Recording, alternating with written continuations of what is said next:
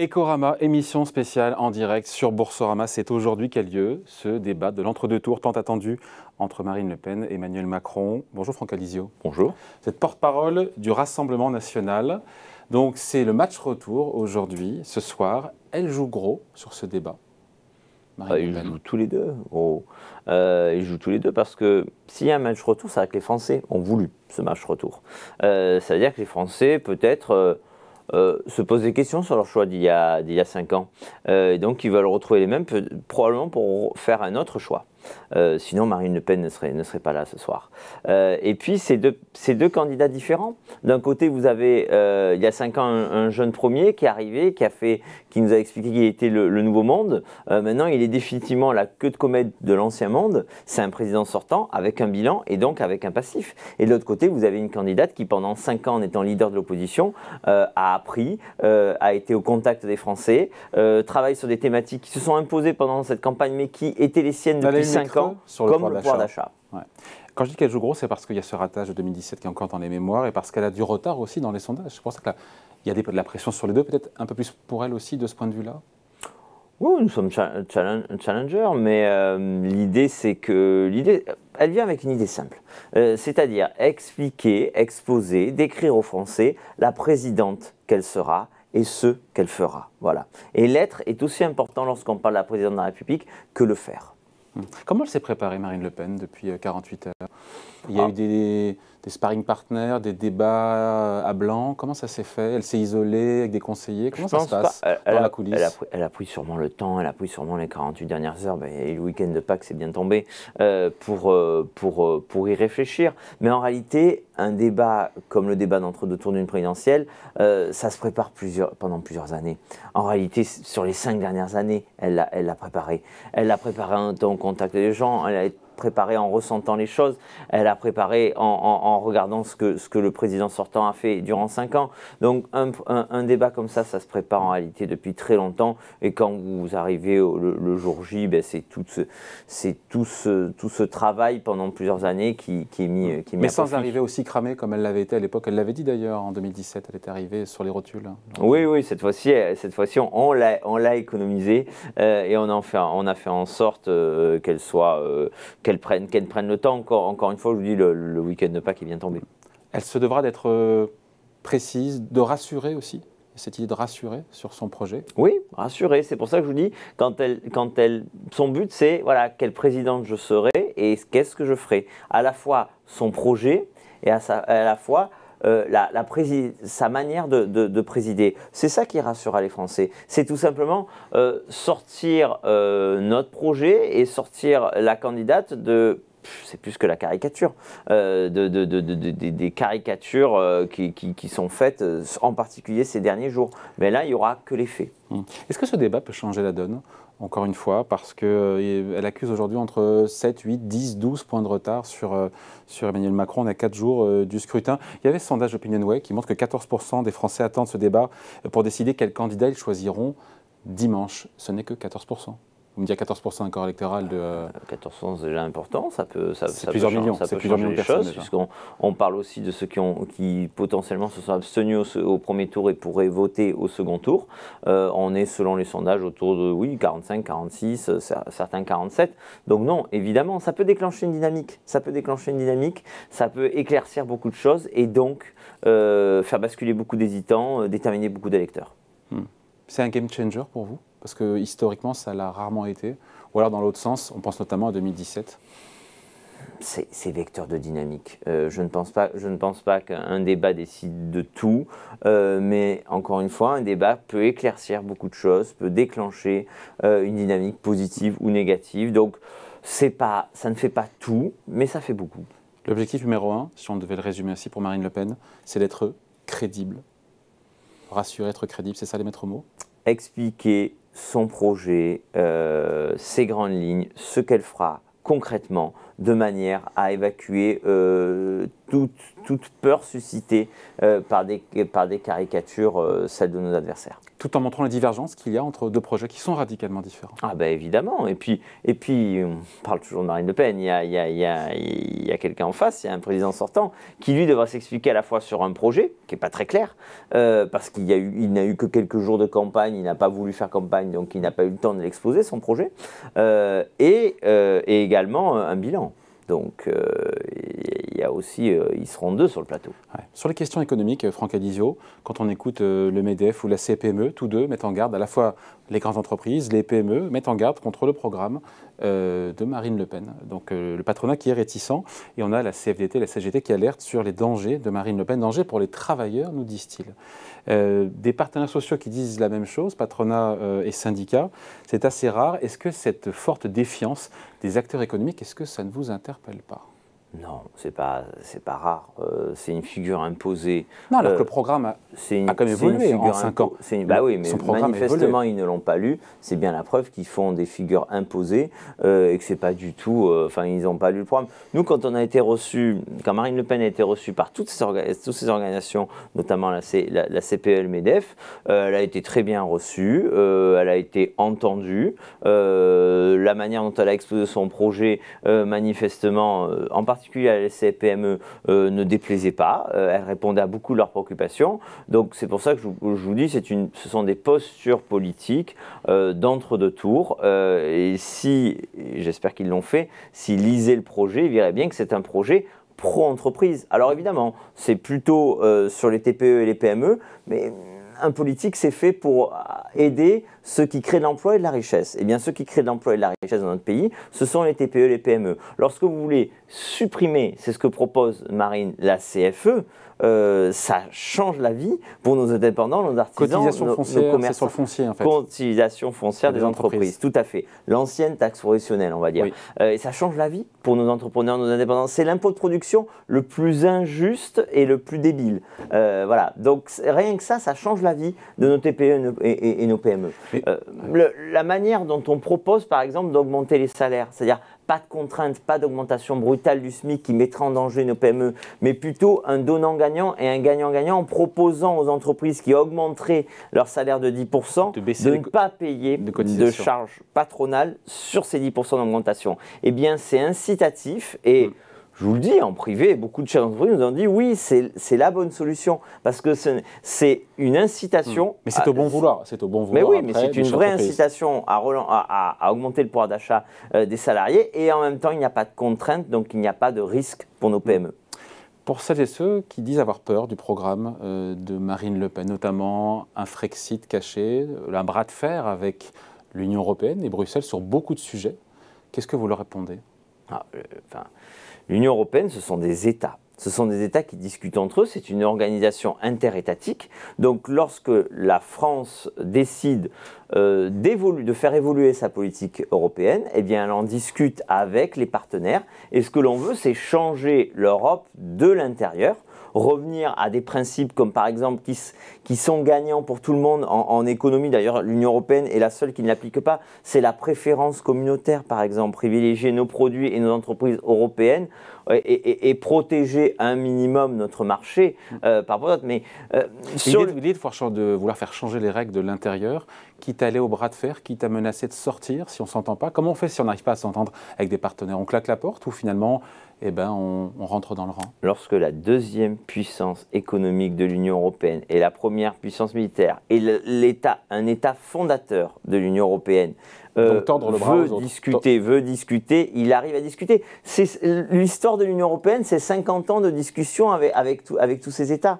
Donc il n'y a pas de raison. Et beaucoup d'États partagent certaines de nos priorités. Beaucoup de peuples européens partagent ces priorités. Donc ça ne peut...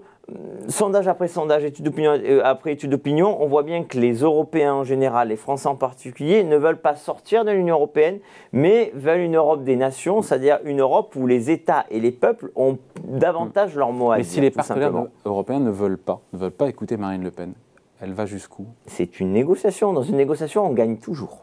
Dans une négociation, on gagne toujours. Ça peut finir dans une impasse aussi. Je vous donne un exemple. Par exemple, on veut réduire parce qu'on considère que puisqu'il faut faire des économies et puisqu'il faut arrêter de s'endetter, faire des économies. Faire des économies, si les collectivités, si l'État, si les agences de l'État, si tout le monde en fait, il faut aussi que l'Union européenne en fasse. Eh bien, on veut donc un rabais sur notre contribution nette, c'est-à-dire ce que l'on donne en plus, qu'il n'y a pas de contrepartie c'est 5 ou 8 milliards, à l'Union européenne. C'est 5 milliards que l'on voudrait récupérer. Eh bien, ils ne vont pas être d'accord les autres. Quasiment, on a été d'accord pour eux.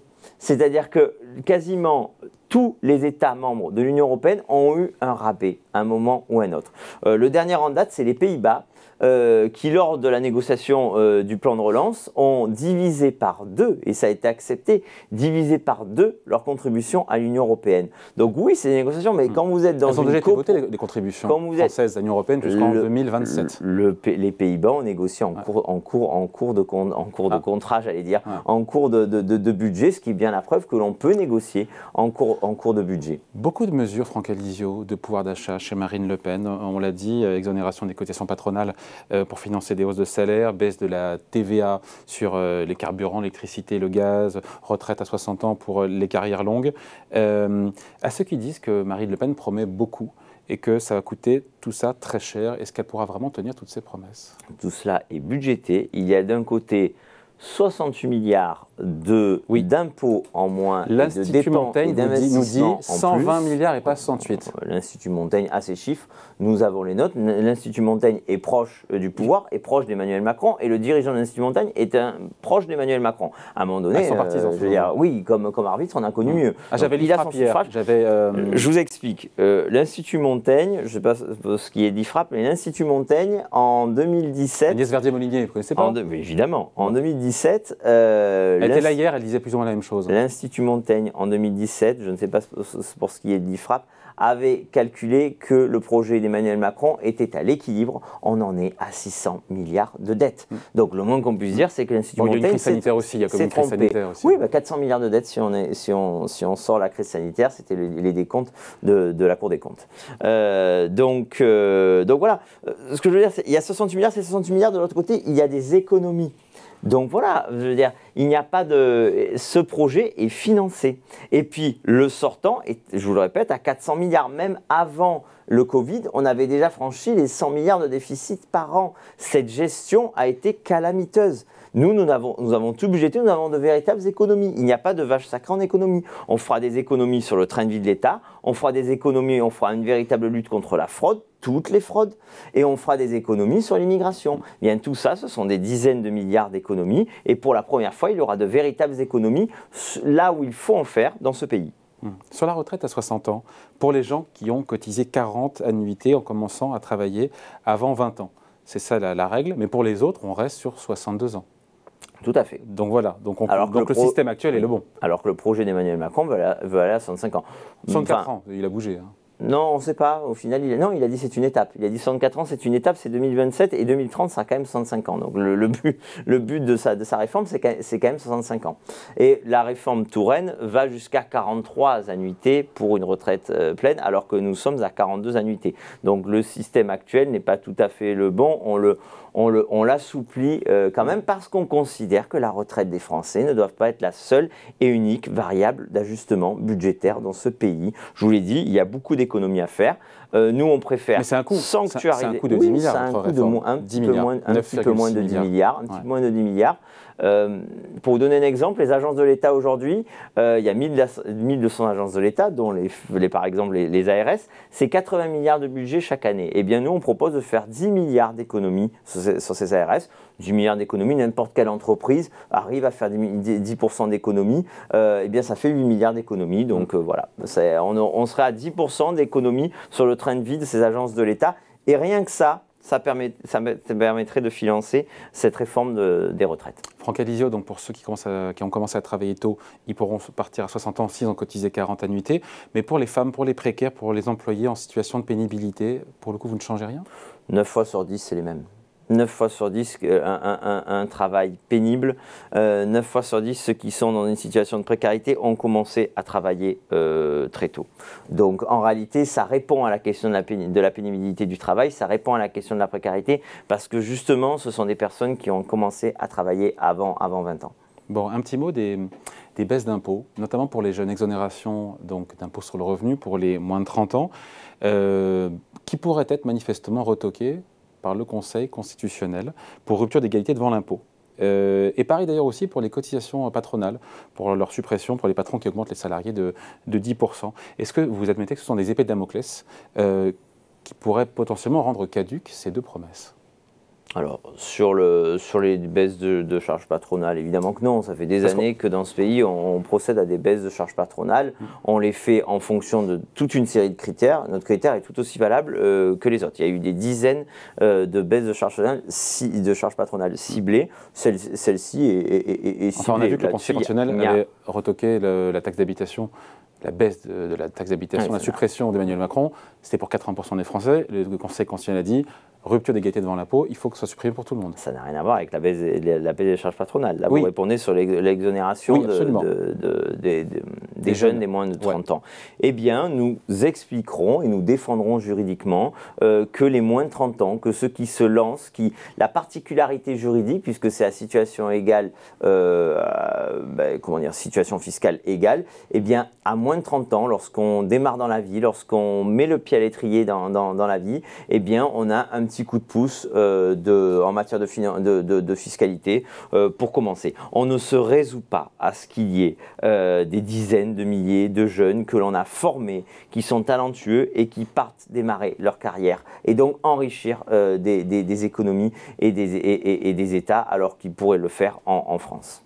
Sur la TVA à 0% sur les produits, une centaine de produits de première nécessité, le cabinet Asterès a calculé que ça ferait 13 euros par mois de gain de pouvoir d'achat.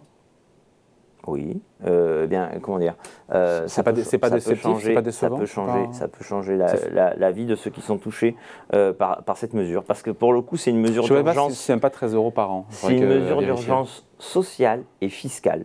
Donc c'est une priorité. Voilà. La TVA, c'est l'impôt qui est payé par les plus modestes, par ceux qui sont dans la plus grande précarité, par ceux qui sont dans une situation d'urgence. Donc lorsqu'il y a une telle flambée de l'inflation, une telle flambée des prix et de l'autre côté un gel des salaires et des retraites, eh bien il faut agir sur la TVA pour pouvoir redonner un petit peu d'oxygène à ceux qui en ont vraiment besoin.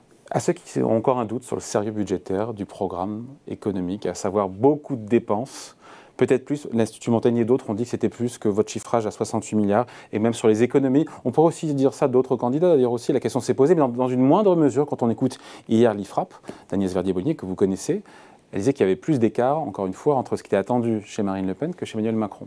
Sans être partisan, je pense, puisqu'elle se basait, pour le coup, sur les chiffres. Comment vous rassurez là-dessus ?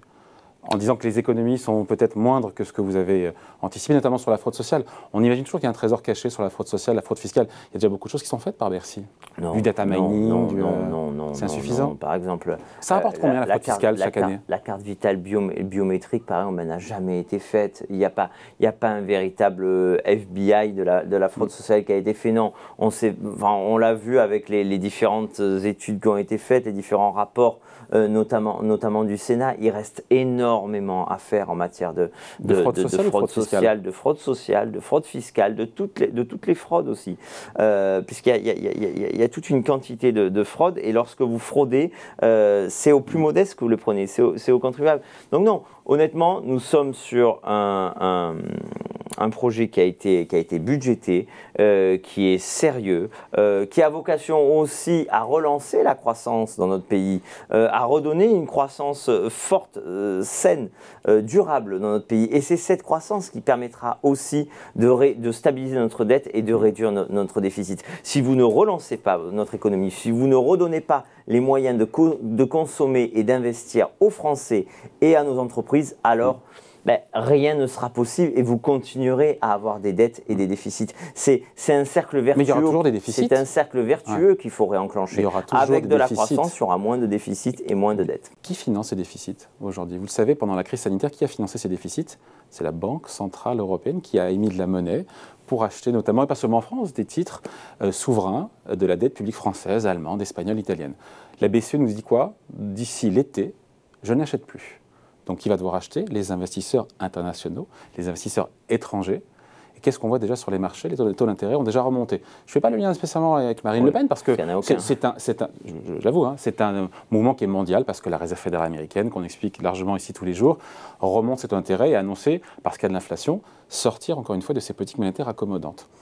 Est-ce qu'elle ne sera pas empêchée si les marchés financiers n'ont pas la même lecture que vous de son programme et qu'on voit les taux d'intérêt monter à 2, 2,5%, 3%? C'est de la fiction pour l'instant, mais on en prend le chemin. Est-ce que ça ne peut pas, encore une fois, altérer ou rendre caduque une partie de son programme? Parce que si d'ailleurs les investisseurs étrangers ne financent pas, comment on fait? Il faut bien que quelqu'un achète finance l'État français. C'est évident. Ou alors on augmente les impôts, ce qui n'est peut-être pas le programme. C'est évident qu'on hérite d'une situation contrainte, c'est évident, du fait de la mauvaise gestion d'ailleurs de nos prédécesseurs. Par définition, ni vous ni moi, nous pouvons prévoir ce qui va se passer dans les mois à venir sur la situation économique et financière mondiale. Ce qui est évident, c'est qu'on ne fera pas comme nos prédécesseurs. Voilà. On ne considérera pas que la solution, c'est l'augmentation des impôts. Ils ont baissé de 50 milliards d'euros sur Emmanuel Macron. On reste les vice-champions, pour être précis, les vice-champions du monde des prélèvements obligatoires, tout en ayant explosé notre dette et nos déficits. À un moment donné, il y a des pays qui augmentent la dette mais qui baissent leurs impôts. Il y a des pays qui augmentent leurs impôts mais qui du coup retrouvent une situation qui assainissent leurs finances publiques. Nous, on n'arrive à faire ni l'un ni l'autre. Je vais vous dire une petite histoire. Alors, on ne peut pas comparer des communes et un État, mais la majorité des communes que nous avons gagnées en 2014 étaient en état de faillite, étaient surendettées, étaient quasiment sous tutelle. Aujourd'hui, la notation de la gestion de nos communes, par exemple Fréjus et Hénin-Beaumont, était quasiment sous tutelle, enfin quasiment en faillite. Et aujourd'hui, leur gestion est reconnue par tout le monde, par les notations bien meilleures. Ce qu'on a pu faire à l'échelle d'une commune, la bonne gestion, le bon sens d'une bonne gestion qu'on a pu faire à l'échelle de collectivités locales, on pourra le faire au niveau de l'État. Et donc, c'est le discours pour rassurer les marchés financiers, pour vous dire voilà ce qu'on a fait en local, on le fera au niveau national, c'est ça le... Entre autres, évidemment, mais il suffit de voir notre projet pour voir que c'est un projet qui s'adresse aux entreprises, un projet qui permet une relance, qui permet à nouveau de dégager des marges pour investir. Mais qui va au bras de fer avec l'Union européenne, ce qui pourrait effrayer les marchés, ce bras de fer potentiel avec l'Union européenne. Vous avez remarqué depuis 10 ans, ça c'est pas nous, que les critères de Maastricht avaient complètement explosé. Ils ont disparu. Donc à partir de là, ils sont suspendus sur 2022 et 2023. Nous ne serons pas moins exposés que les autres pays, nous n'aurons pas moins de difficultés, ni pas plus de difficultés. Nous aurons une politique économique différente, sérieuse, et qui permettra de relancer la consommation et l'investissement dans notre pays. Ce qui est la clé de la croissance et ce qui est la clé d'une maîtrise de nos finances publiques. Allez, on est quasiment à 25 minutes d'interview. 2 petites questions avant de se quitter. Un conseil à donner ce soir à Marine Le Pen? Si j'avais un conseil, je l'aurais déjà donné. Elle sait très bien faire ça toute seule. Elle s'est reposée. Amical, dans ces cas-là. Elle a réfléchi. Je lui conseillerais d'être elle-même. Je lui conseillerais d'être elle-même, de parler avec son cœur, de faire de dire tout ce qu'elle a perçu sur le terrain, tout ce que les Français lui ont dit et la manière dont elle a construit ce projet et pourquoi ce projet est celui qui convient à notre pays aujourd'hui pour le redresser. Vous serez où ce soir pour regarder ce grand débat? Je serai avec elle. D'accord, très bien. Bon, merci en tout cas. Franck Alizio, porte-parole du Rassemblement national. 25 minutes d'entretien. Demain, ce sera pour débriefer, analyser ce débat. On sera avec Agnès Pannier-Runacher, la ministre en charge de l'Industrie. Merci d'avoir été avec nous en direct sur Boursorama. Merci. Merci à vous.